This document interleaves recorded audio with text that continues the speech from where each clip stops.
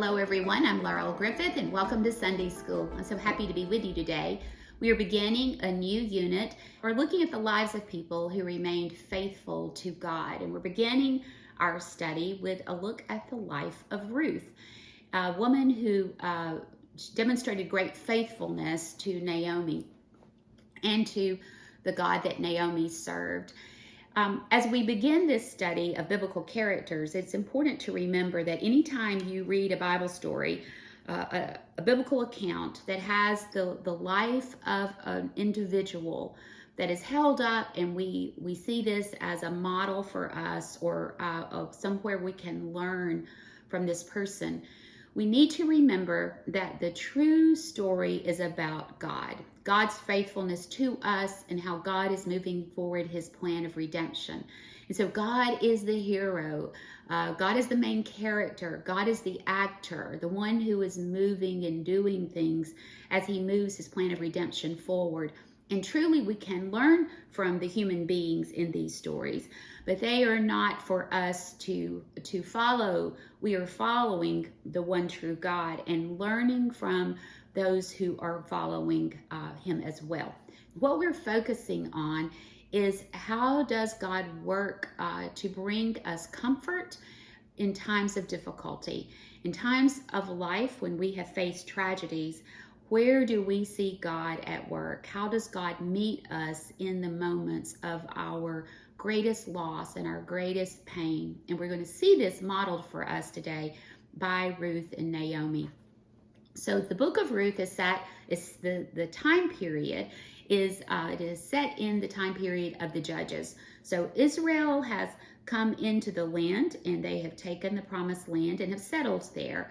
But they failed to drive out all of the Canaanite tribes, and so they are influenced by them, and they begin to worship idols, and they begin to act more like the Canaanites. And so this time period where the judges were active was characterized by a lot of violence and darkness, sexual immorality, just horrific accounts through the book of Judges.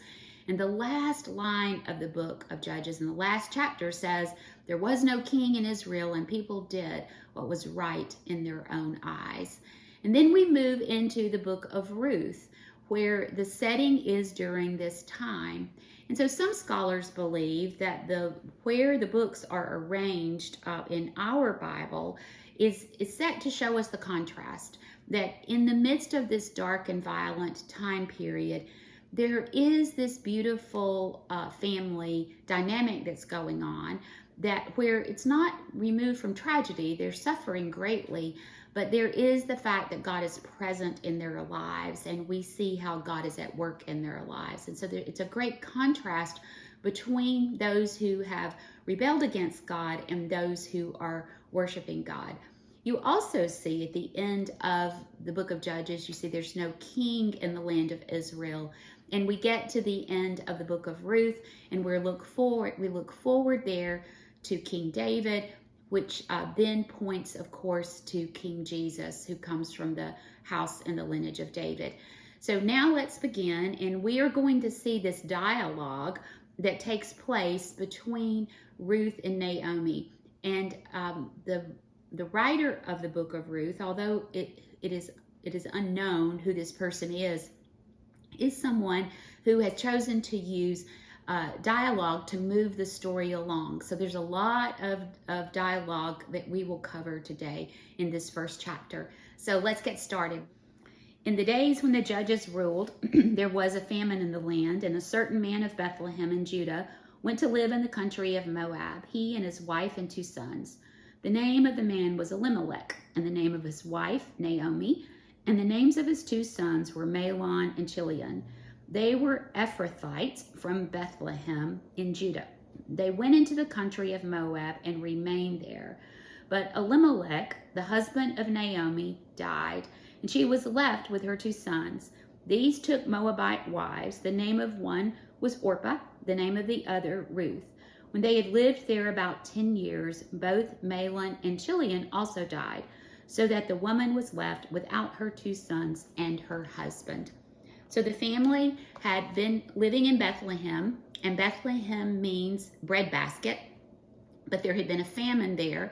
And some of the biblical scholars believe that God was allowing the Israelites to suffer this famine in punishment for their rebellion and their idolatry. This family, under the leadership of Elimelech, decides to leave and heads to Moab. And they are actually moving into foreign territory.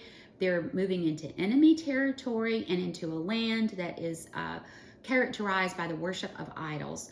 And so God is not the one who called them to leave Bethlehem to go live. It's almost as they're going backwards, right? They're going back towards idolatry. And so as they move out of Bethlehem, they are moving away from God's revealed will for the Israelite people. And so they settle there, and tragedy occurs. Naomi loses her husband right away. Her two sons, they marry Moabite women.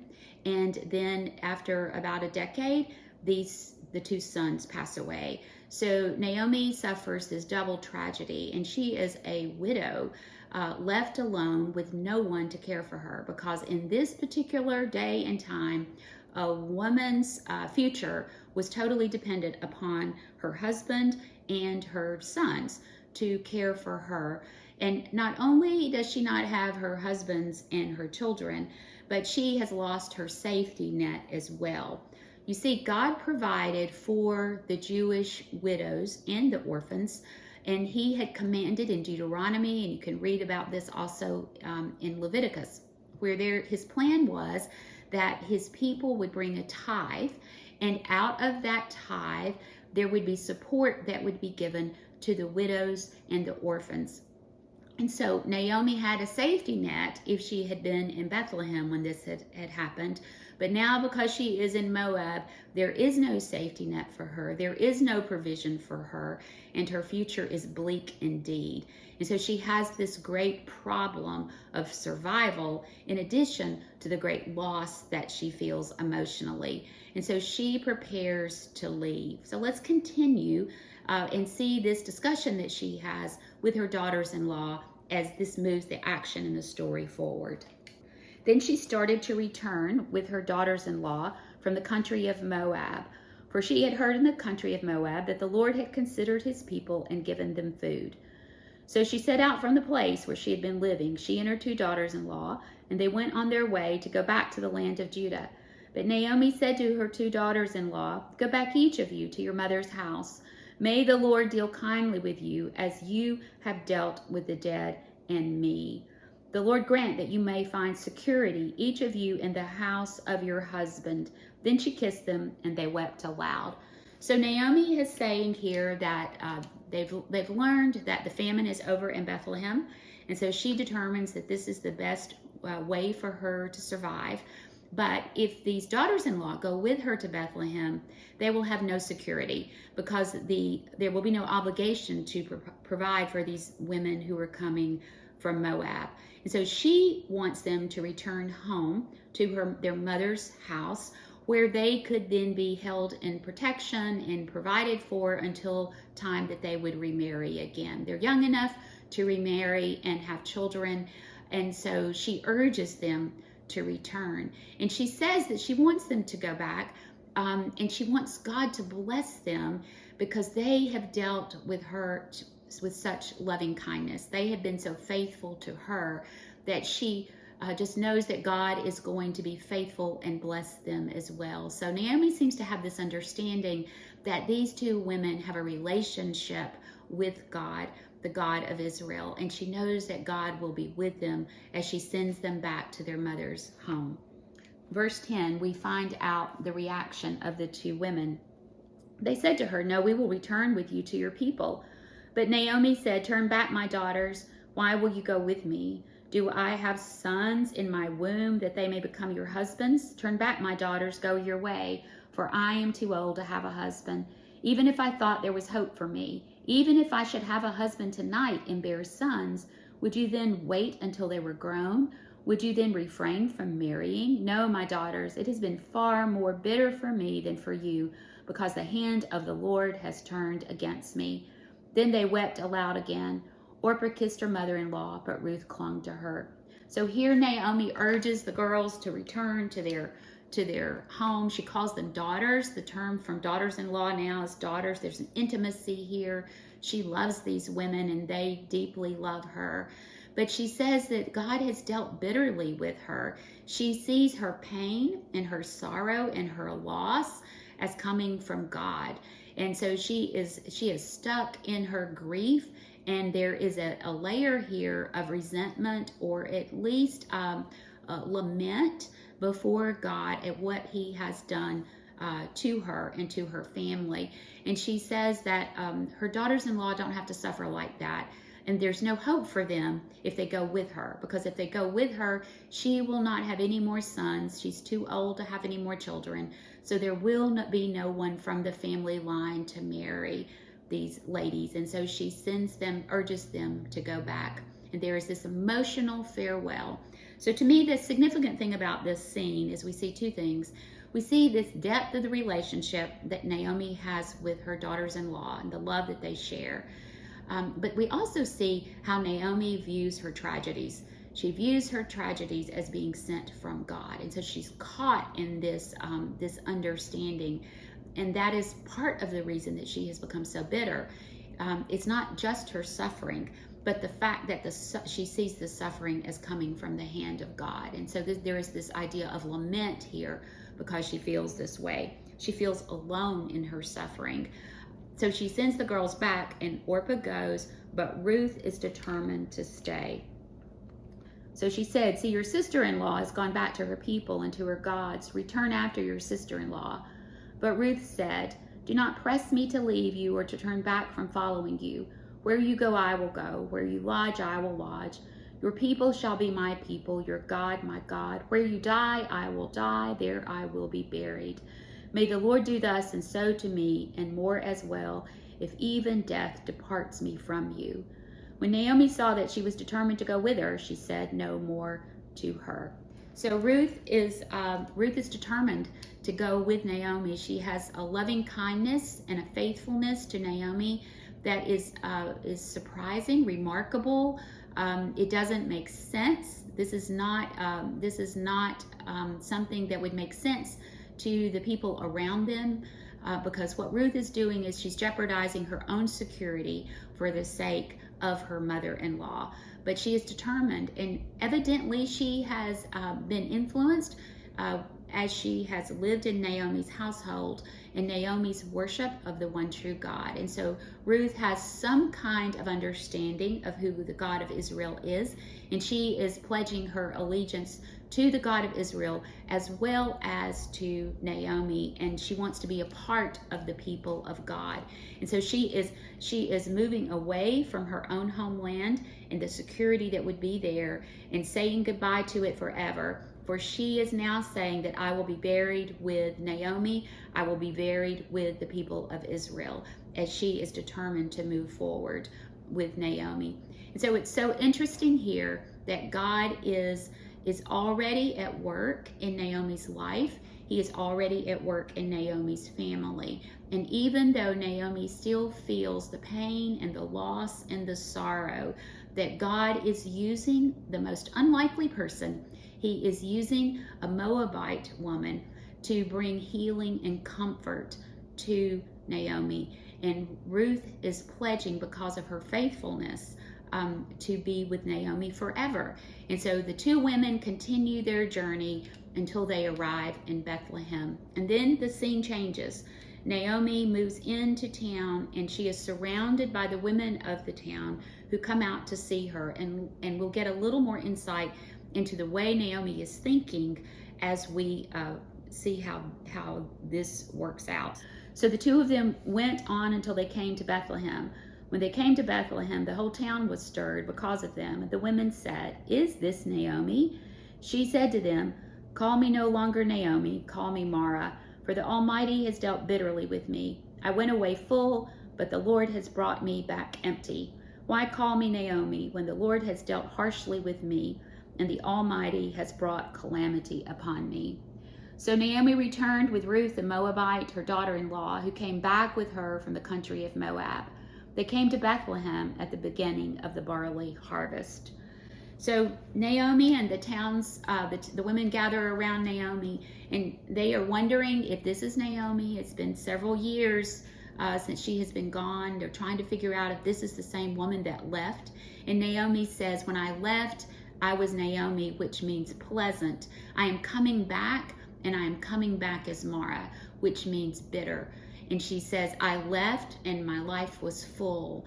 I had hope. I had sons. I had a husband, and I am coming back, and I am empty. I am coming back empty and bitter, and no one is with me. Except we know that someone is with her, and that person is Ruth. Ruth is standing there faithful. She is standing there ready to love Naomi, to be with her, to walk with her through her suffering, even though Naomi does not recognize it yet. God is using Ruth in this moment to give Naomi the hope that she needs. The book of Ruth is filled with various theological ideas that we don't delve into this lesson. But I do want to mention them because they factor into the way we understand this story. And the first idea is the concept of hesed. And this is a Hebrew word which means faithful, loving kindness. And it is the way God interacts with his people. It is the way God reaches down and works in his people. That God is the initiator, God is the one who is faithful, and God is the one who bestows his loving kindness on his people even when they don't deserve it. So all the way through the book we see the principle of hesed, God's faithful loving kindness, and we see it not only from God but flowing through the lives of his people. So we see God's faithfulness, his loving kindness coming through Ruth. The hesed of God is now lived out in the life of Ruth, who is demonstrating this faithfulness to Naomi. And Naomi stands here as someone who has suffered greatly. There is no doubt that Naomi has lost so much. She has lost her husband, she has lost her children, she has lost her security, and she's coming back and she feels this emptiness. But what she doesn't understand at this moment is that God's faithful loving kindness is with her. And it is with her through the person of Ruth that will then be lived out in the next chapters as we see this remarkable relationship develop between Boaz and Ruth. And Boaz is going to be the person that comes in and actually helps this family be renewed and redeemed. And that is the second idea, the second theological idea that runs through the book. And that is of redemption and renewal. And the idea is that this family is on the verge of collapse. This family is on the verge of not being a family anymore. And yet there is someone who is going to be their kinsman redeemer. There is someone who is going to come in and under the leadership of God is going to form this relationship with Ruth and become the one that renews the family. For in the marriage of Boaz and Ruth, a child will be born, and this is Naomi's lap will be full again. We see this in the 4th chapter when there is a baby that is born to Ruth and Boaz, and Naomi is the grandmother. So Naomi is no longer bitter, but her life is filled with hope and has been renewed. And it is because of God. God has been at work using his people, working through 2 people here in the book of Ruth, through Ruth and through Boaz. So as we reflect on this particular chapter that we studied today, what I would like us to consider is our own lives. And instead of identifying with Ruth today, let us think of ourselves as Naomi. For there are times in life when we all feel that way. There are times in life where we suffer tragedy, double tragedies in some instances, times when we feel hopeless and think the world around us seems to be dark and it's almost collapsing around us. And we lament and we cry out to God and we wonder where he is. And this story reminds us that even in the darkness, when we can't see how God is at work, he is present, he is with us, He has not given up on us, and He is moving in our lives. And many times, maybe even most of the time, God works to meet our needs, meet us in our suffering through His people. He uses people like Ruth who are faithful to Him, who come alongside of us and walk with us through the tragedy. They're present with us in our suffering. And God meets us there through the person who shows the loving kindness of God to us.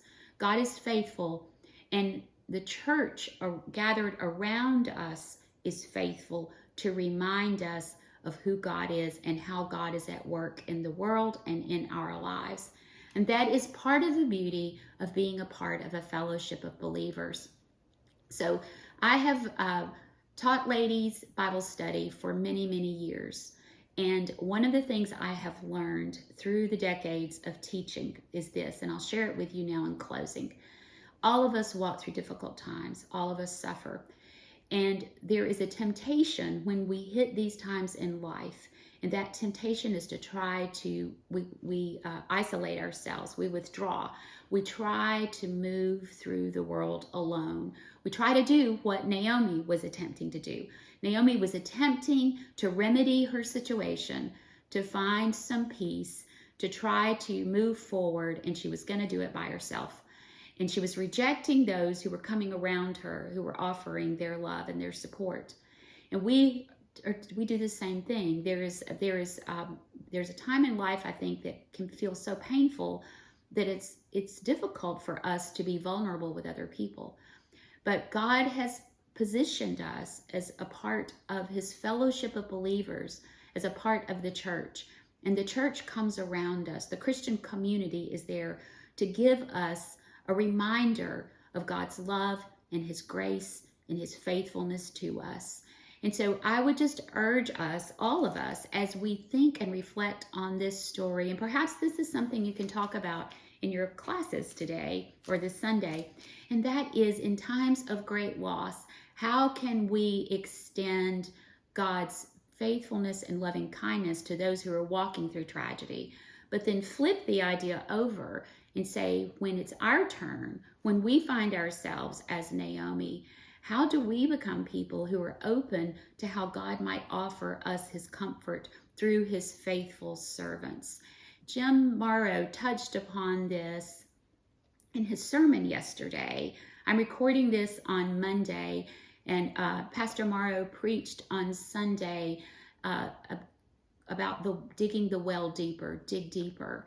And he was talking about how that it's the spiritual disciplines that prepare us to face the times, the difficult seasons of life. And he mentioned the idea of the body of Christ, and that our relationships with one another are so significant to us. And they're significant all of the time, but they matter so much when we hit painful situations in our lives. It's the idea that we cultivate these relationships. We invest in one another. We serve one another. We serve together with others. We love one another. And when we do this in the good times, we are actually preparing ourselves for the difficult seasons of life. So Naomi and Ruth had this relationship that was built when life was better, when the husbands were alive. And they were prepared in their relationship. Ruth was prepared to be able to walk with Naomi when the tragedy happened. And I think the same is true for us. We commit ourselves to one another in the church. We commit ourselves, we weave our lives together. The Holy Spirit is the one who binds our hearts together. But we commit to showing up. We commit to caring for one another. We commit to studying and serving together. And we are there for one another in the difficulties of life. So speak about that in your classes today. Reflect upon that with one another. What does it look like to be in Ruth's role as the faithful one who is showing loving kindness to someone in a difficult season? But also, what does it look like when we are Naomi? Why is it hard to receive that kind of love and that kind of grace through another person? And how can we best be ready to let other people help us. Well, it's good to be with you today. I am praying for each of you as you study this lesson together, and I look forward to seeing you again. I hope you have a great week. Bye-bye.